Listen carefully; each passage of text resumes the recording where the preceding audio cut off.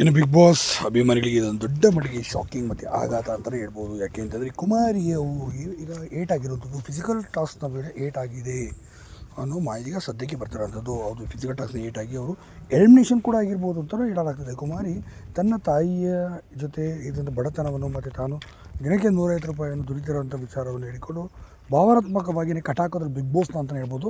ಸದ್ಯ ಹಾಗೆ ಕಟಾಕಿಕೊಂಡು ಈಗ ಬಂದರು, ಬಟ್ ಇಲ್ಲಿಂದ ಮುಂದೆ ಹೋಗಿದ್ದಾರಾ ಇಲ್ವಾ ಅನ್ನೋದು ಒಂದು ಯಕ್ಷ ಪ್ರಶ್ನೆ ಆಗಿರುತ್ತೆ. ಯಾಕೆಂದರೆ ಅವರಿಗೆ ಫಿಸಿಕಲ್ ಟಾಕ್ಸ್ನ ವೇಳೆ ಈಗ ಕೈಗೆ ಮತ್ತು ತರಗತಿಯವರ ಪೆಟ್ಟು ಬಿದ್ದಿದೆ, ಮತ್ತು ಅವರಿಗೆ ಹಾಸ್ಪಿಟಲ್ಗೆ ಶಿಫ್ಟ್ ಆಗಿ ಚಿಕಿತ್ಸೆ ಕೂಡ ಪಡೆದಿದ್ದಾರೆ. ಮತ್ತು ಇದರ ಮುಂದುವರಿತಾರ ಇಲ್ವಾ ಅಥವಾ ಎಲಿಮಿನೇಷನ್ ಪ್ರಕ್ರಿಯೆಗೆ ಇವರು ಕೂಡ ಹೆಲ್ಮೆಟ್ ಏನಾರು ಆಗಿದ್ದಾರಾ ಅನ್ನೋದು ಯಕ್ಷ ಪ್ರಶ್ನೆಯಾಗಿ ಕೂಡ ಕಾಡ್ತಿರ್ತದ್ದು. ಕೆಲವರು ಹೇಳೋ ಪ್ರಕಾರ ಹೆಲ್ಮೆಟ್ ಆಗಿದ್ದಾರೆ ಅಂತ. ಯಾಕೆಂದರೆ ಒಬ್ಬರು ವೀಡಿಯೋ ಕೂಡ ಮಾಡಿ ಬಿಟ್ಟಿದ್ದಾರೆ.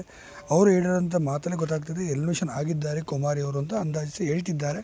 ಅಂದಾಜಿಸಲು ಅವರಿಗೆ ಗೊತ್ತಾಗಿದೆ, ಅದರಿಂದ ಹೇಳ್ತಿದ್ದಾರೆ. ಸದ್ಯ ಕಾದು ನೋಡಬೇಕಾಗುತ್ತೆ ಏನಾಗುತ್ತೆ ಎಂಬುದನ್ನು. ಆಗ ನೀವೇನಂತಾರೆ ಇದ್ರ ಬಗ್ಗೆ ದಯವಿಟ್ಟು ಕಮೆಂಟ್ ಮಾಡಿ ತಿಳಿಸಿ. ಈಗ ಸದ್ಯ ವೋಟಿಂಗ್ ಪೋಲ್ ಕೂಡ ಓಪನ್ ಆಗಿರೋಂಥದ್ದು.